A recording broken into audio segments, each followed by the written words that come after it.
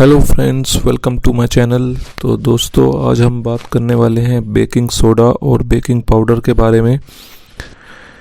अक्सर लोगों को लगता है कि बेकिंग सोडा और बेकिंग पाउडर एक ही चीज़ होती है, लेकिन ऐसा बिल्कुल भी नहीं है। बेकिंग सोडा और बेकिंग पाउडर में दोनों में बहुत अंतर होता है। तो चलिए आज हम जान लेते हैं कि इन दोनों में क्या अंतर होता है।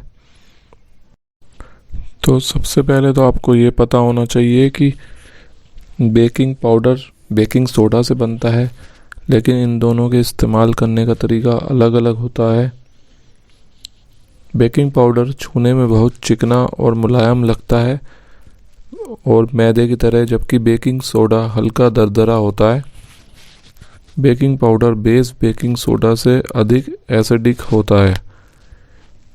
बेकिंग सोडा का इस्तेमाल खट्टी चीज़ों में जैसे दही, नींबू के रस के संपर्क में आने पर काम करता है, और वहीं बेकिंग पाउडर नमी के संपर्क में आते ही काम करने लगता है।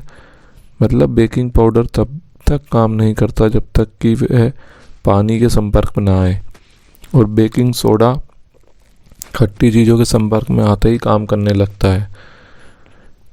आपको ये मैं बता देना चाहता हूँ कि भटूरा और नान के लिए मैदा दही से ही गूंदा जाता है और इसमें बेकिंग सोडा का उपयोग किया जाता है, जबकि केक और मफ़िन्स और जो भी बेक करने वाली चीज़ें होती हैं जिनको हम माइक्रोवेव में बनाते हैं, उसमें बेकिंग पाउडर का इस्तेमाल करते हैं। और जैसे ही वो गर्मी के संपर्क में आता है तो उसमें जो है कार्बन डाइऑक्साइड उत्पन्न हो जाती है और छोटे छोटे बबल्स बनने लगते हैं, और वो बबल्स बड़े हो जाते हैं और डिश ज़्यादा स्पंजी बनती है, यानी कि वो फूल जाती है। बेकिंग सोडा सोडियम बाइकार्बोनेट होता है। बेकिंग पाउडर भी सोडा के बाइकार्बोनेट से ही बनता है। बेकिंग सोडा की जगह बेकिंग पाउडर प्रयोग में लाया जा सकता है, लेकिन बेकिंग पाउडर की जगह पर बेकिंग सोडा का इस्तेमाल नहीं कर सकते। बेकिंग सोडा का इस्तेमाल मैदा गूंदने और ड्रिंक बनाने में किया जाता है, और कपड़े धोने के साबुन में भी बेकिंग सोडा को डाल सकते हैं आप। बेकिंग सोडे का इस्तेमाल आप एक नहीं बल्कि कई कामों में कर सकते हैं। साथ ही इसका इस्तेमाल चांदी के बर्तन या गहने चमकाने में भी किया जाता है। और बेकिंग सोडा का इस्तेमाल खाने को फुलाने के लिए किया जाता है। दोनों को ही जब खाने में डालते हैं तो ये दोनों ही रिएक्ट करते हैं, जिससे खाने में फुलावट आती है और आटा या घोल में हवा भर जाती है। बेकिंग सोडा में जो कंटेंट होता है वो सोडियम बाइकार्बोनेट होता है। जब बेकिंग सोडा हीट के कांटेक्ट में आता है तो उसमें कार्बन डाइऑक्साइड पैदा होती है जो हमारे खाने को फुलाती है, लेकिन खाने में सिर्फ बेकिंग सोडा इस्तेमाल नहीं किया जा सकता। बेकिंग सोडा पर आप पानी जो है गर्म गुनगुना पानी कभी डालेंगे तो उस पर बुलबुले उठने लगते हैं, लेकिन वो बुलबुले थोड़ी देर में ख़त्म हो जाते हैं। इसलिए हम जब भी सोडा डालते हैं तो सोडे के साथ में हमें खट्टी चीज़ों का इस्तेमाल ज़रूर करना चाहिए, जैसे कि नींबू का रस हो गया, दही या छाछ, ताकि खाने में फुलावट बनी रहे। जैसे कि हम भटूरा का आटा जब बनाते हैं तो उसमें हम दही का इस्तेमाल ज़रूर करते हैं, जिससे कि भटूरे फूले फूले बनते हैं।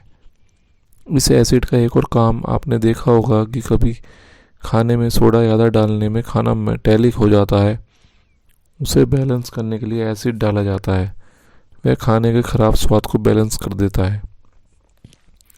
और इसी तरह बेकिंग पाउडर में content sodium bicarbonate, aluminium sulphate, corn starch, वही बेकिंग पाउडर में पहले से ही बेकिंग सोडा और एसिड होता है। इसलिए इसमें अलग से किसी एसिड जैसे कि नींबू रस, दही या फिर मट्ठा डालने की ज़रूरत नहीं पड़ती। अब इसमें हम ये और बता दें आपको कि दोनों एक दूसरे की जगह इस्तेमाल कैसे किया जा सकता है।